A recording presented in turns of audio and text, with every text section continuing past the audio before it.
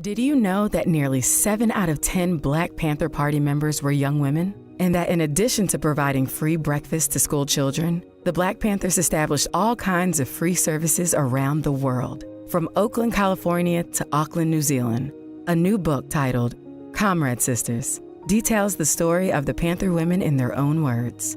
All power to the people. People were literally dying. Without cash in hand or a health insurance card, Black people were denied ambulance service.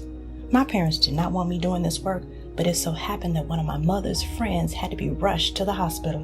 Later, my mom's friend told her how the Panthers' free ambulance service had saved her life.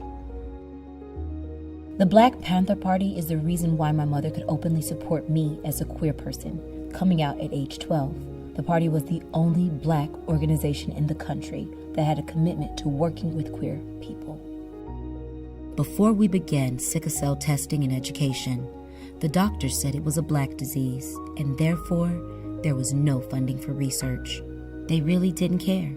Marie Roper, a sister in the party, lived with sickle cell and died from sickle cell, so we knew the pain of this disease firsthand. I love you, my sisters. Our Panther work was done out of love for all of our Pacific cultures. We revolutionized the minds of thousands of students all over the country. We're reaching the minds of the teachers too. My heart and love goes out to you, our Tuakana, our older siblings, the Black Panthers, for starting us on our journey.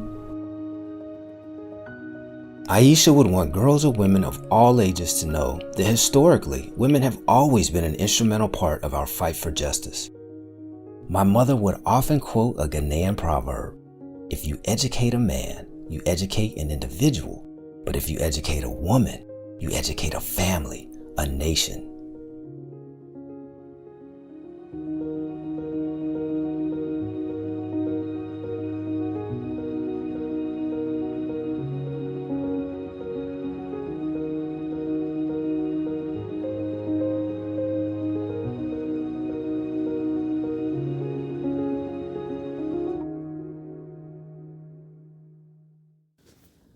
How would you feel if your violinist virtuoso child wanted to be a revolutionary? I wonder what that was like. Because Florence Reed Lewis and her husband John Henry Lewis were preparing their daughter Joan Angela Lewis for a career as a virtuoso. Very talented, astute violinist. And of course, Joan, being who she was, had other plans. I watched a short vignette, a video where she was talking about the Black Panther Party. And her voice was tiny, like the voice of a child. But you could see her, she had the heart of a lioness. Oh well, history was still made. And she's still a jazz violinist and graphic artist. Of course, there were a few stops along the way. Tarika Matalaba, her name she chose, became a Black Panther Party member, the first female Black Panther Party member at age 16. You may have heard of her family, hip-hop legend LL Cool J. I think that's her nephew.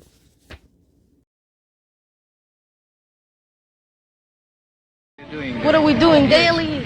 Like I said before, we are organizing the community, going into different people's homes, politically educating them, telling them exactly what is going on, not only here in Oakland, but in America and throughout the world. See, many Black people are not aware of what is going on in America, or what is going on in South Africa, or over there in France, for instance, We organize, since the Black community is not a reading community, we talk to them, show them examples. In our paper, we have pictures, so they can see what is going on.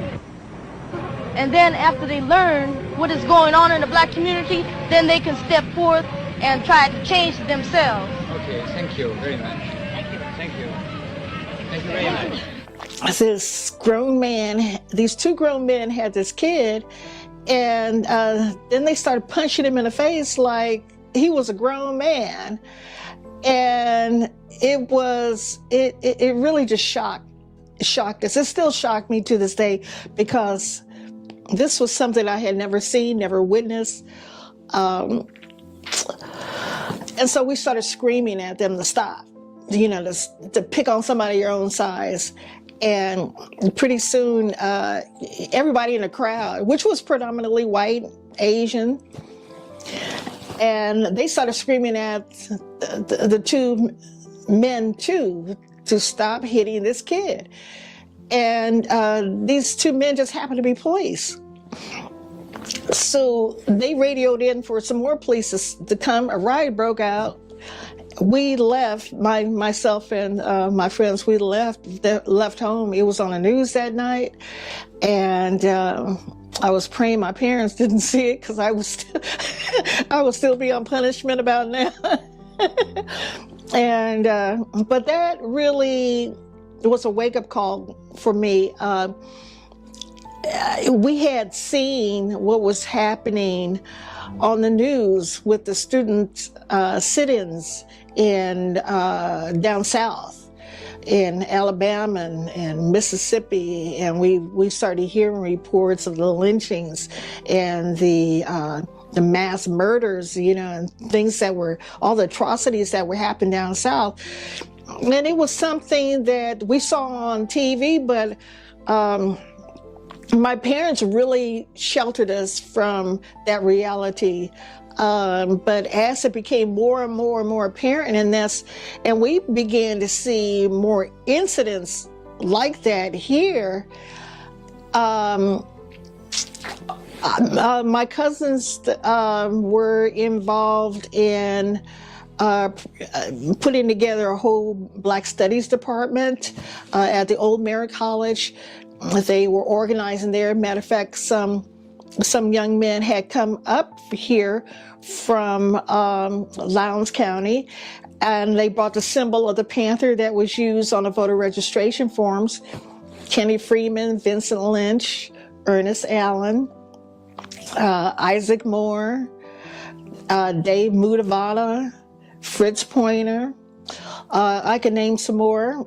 I remember their names at some point. And they started organizing, and the name of that organization was the Northern California Black Panther Party. This preceded the Black Panther Party for Self-Defense. Bobby Seale and Huey P. Newton became members of that organization.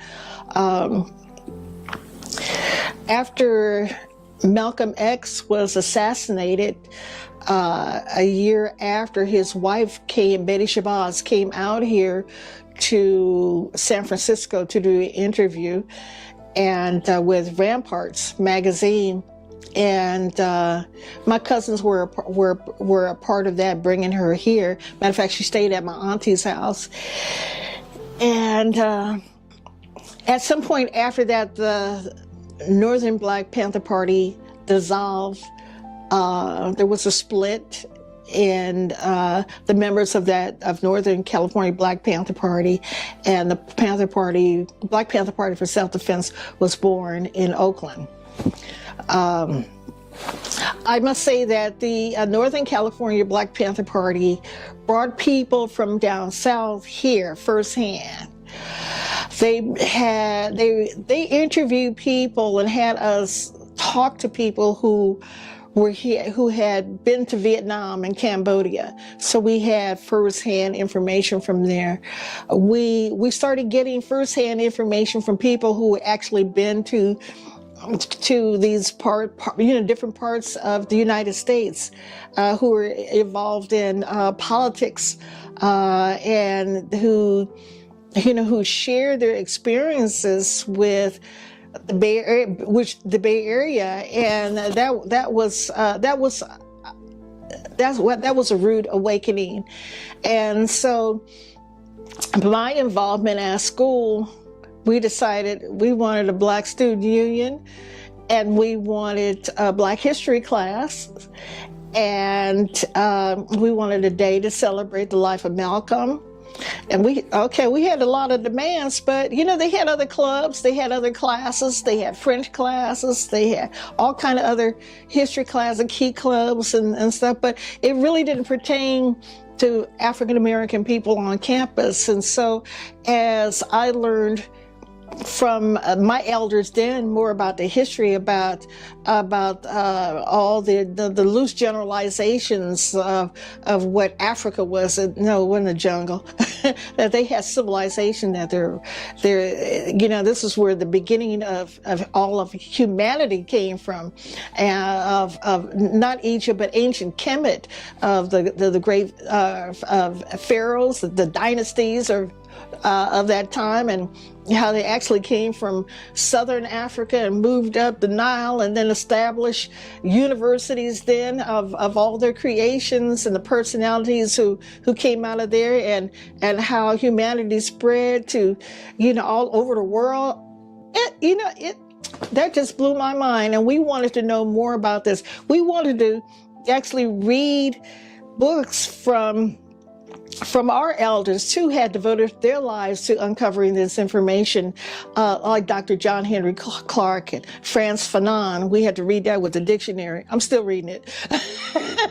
and Dr. Benyat Khan and Dr. Asa Hilliard, Dr. Ivan Van Sertima, and they were traveling the world and capturing images and digging up information, and Sheikh Anta Diop and Dr. Theophil Benga, who were doing the melanin content on the ancient Kamites, and discovering their names and the languages and how it relates to us here, and that there were indigenous Africans already here in North America. And I'll have to fast forward to, I'm skipping a lot of my sojourn through the Black Panther Party. Shortly after that incident over in San Francisco and us organizing on campus then, I used to go to the meetings they had meetings on 42nd and, then Grove Street, or Martin Luther King Street now, and which Huey and Bobby Seale were part of. And there were great debates at the Old Merritt campus on the backside. They had forums, and they would have fierce debates about the history, about politics, about our movement, about what we should do, how should we address things, what can we do at that school? And so those gentlemen who had formed the Northern California Black Panther Party, they then turned their attention to developing the first Black Studies Department in the whole country. And that was at the Old Merritt College campus. There's some reference books, one in particular by Sid Walton. And if you can find it, grab it and keep it, because it has all the steps that they went through, how they managed to put a curriculum together and lesson plans, how they got teachers to teach those courses, how they got the books together, how they went to Peralta College districts and had to talk to administration. And some things were a literal fight. They had to fight to get it. This wasn't just, handed over to them like, oh yeah, you can teach it. Oh no, it wasn't like that. They had to get the community involved. They had to pressure Peralta College to get this department established, and it took a few years, but they were successful. And from their efforts, now you had San Francisco State, you had a department that was developed at UC Berkeley, at Stanford, and then it spread all over the country. And so, meanwhile, back in the hood, the first Black Panther office was opened, and I asked to join. The ranks, and so from there, I spent maybe about 3 years, and I think from our experiences in the community already, that myself and some of my friends who went to Berkeley High School and Oakland Tech, and we got together and we were like, okay, well, what can we do? And so we actually went to the Safeway in Berkeley near Ashby Avenue and asked the manager, could we have the food that had a past the expiration date, but it was still good to eat, and that we were going to use it to feed the kids in the community. And the manager told us to get the hell out of there. So this is when we took it to the office, and we had something, the Panther office, the second Panther office, which was on Shattuck in Berkeley, across from La Pena.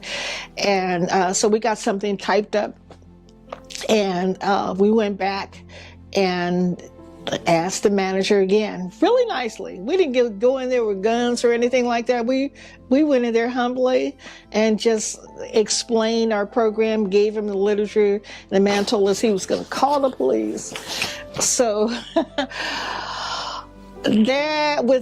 we organized a picket line, and it was just Panthers at first, and then the community became involved. And at first it was like,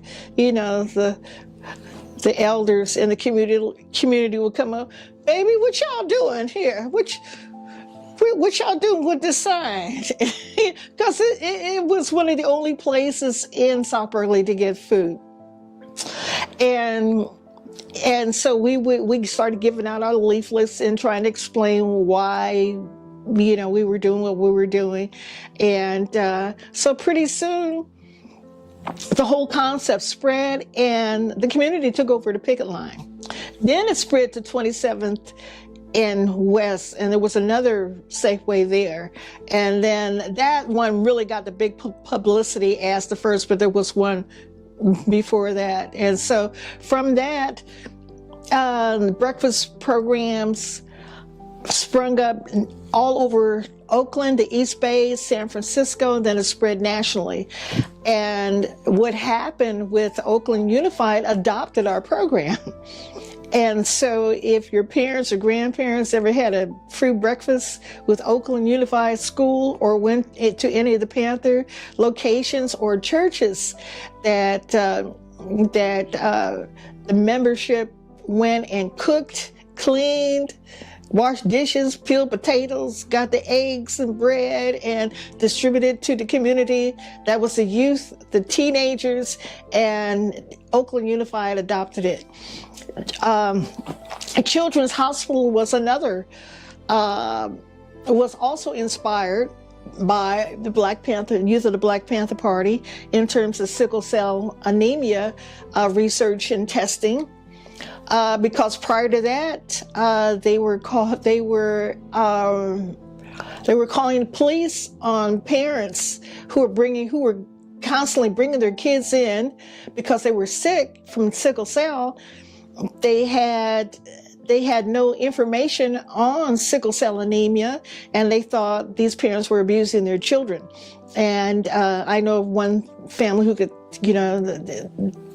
testify to that. There were many Black families who took their children, and this one couple had to literally take their son and run out of Children's Hospital at the time. Well, the Black Panther Party started testing people for sickle cell anemia.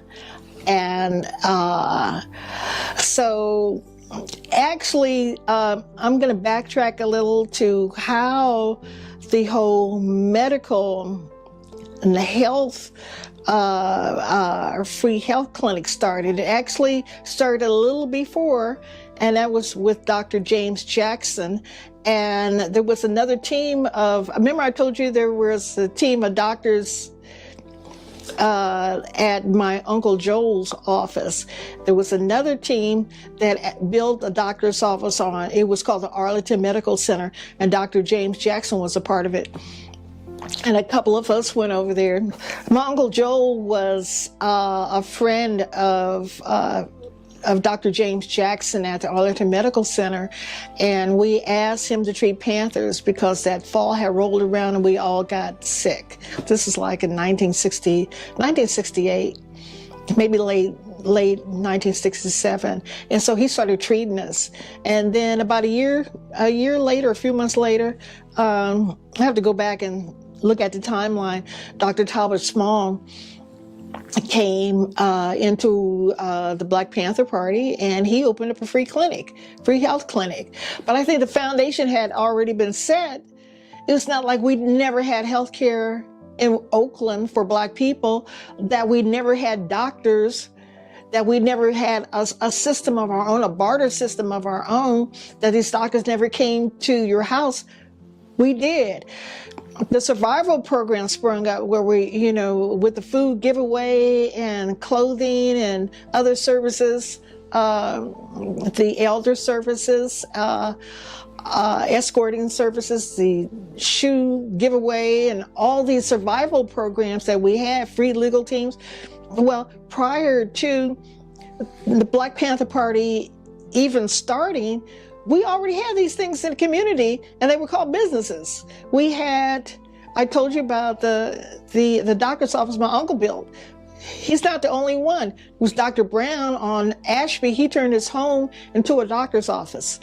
The Arlington Medical Center, that building is still there. Across from there, Dr. Traylor, he was an ophthalmologist. There were other Black men, and I emphasize Black men who love our community so much. They didn't go up in the hills or Walnut Creek or someplace else to serve those communities.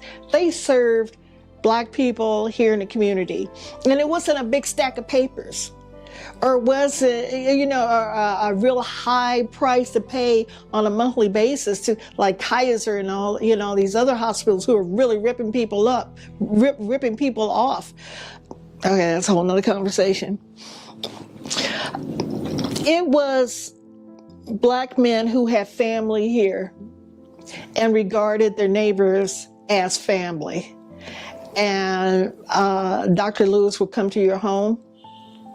Dr. Traylor was another one, Dr. Robert Traylor. They have descendants now who grew into those positions, who are their children, who are now physicians. There's a couple of my family, 3 or 4 of my family. Matter of fact, you'll find that some of the same career choices you'll find in your genetically related relatives. So that was the beginning. That was my experience within the Black Panther Party. There's way more to it. I testified at Huey's trial. I don't know if you knew that or not. I testified at his trial. Pat Pointer and I were with Huey that night of that infamous shootout. We were at a party down at 42nd and Grove, or Martin Luther King Street. We had a cultural center there, and we dropped Huey off to get his Volkswagen from his girlfriend's house. Huey happened to live down the street and around the corner from myself, and he stayed there with his girlfriend. And then all hell broke loose. The night of the infamous shootout that happened on 7th Street in West Oakland. Late in the evening, I got a phone call from some former comrades, and they told me what happened, and then I can't remember how I got to Highland Hospital. Some friends came and got me. We ended up there, and it seemed like every policeman in California was there, and we were not able to go inside of the hospital. but of course, some photographs emerged of Huey, the wounds in his stomach, and he's actually chained to a gurney with his hands above his head, and it was just a horrible night. And so Charles Gary, his attorney, they asked me to testify as a character witness, and which I did. I was still in high school at the time, and at Oakland Tech, and so it was on after that. Charles Gary and his team, they were able to save him from the gas chamber, and that was our intention too. And eventually, he was released from jail, and but it was pins and needles the whole time. But it was interesting how many different communities came together in solidarity. The Brown Berets were formed, the Yellow Peril, which was composed of Chinese, Japanese, Filipinos. All these communities came together, and I think they saw their struggles. Our struggles were as one. And matter of fact, there was a White Panther Party, and I believe that the Black Panther Party inspired the formation of the Peace and Freedom Party. And there were conferences and conventions at Berkeley High's Community Theater. And but at that time, everybody was organizing against the Vietnam War and the draft, and everybody was organizing for something. Berkeley was central to that as well. For Bobby Seale used to say the mother country radicals.